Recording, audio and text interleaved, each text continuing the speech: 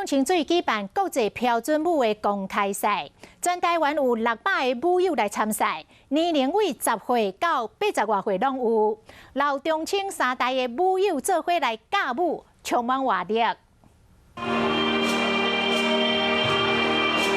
清水区长杯国漂舞公开赛，向全台湾600外民众参加。这嘛是疫情停办2年后，真哈哩有的大型国漂舞的活动，大家同齐伫咧舞台顶跳舞，闹热滚滚。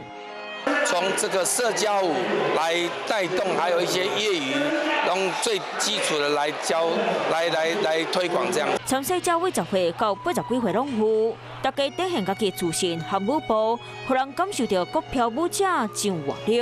在这个疫情非常时期，还有舞台，好让大家就是可以展现。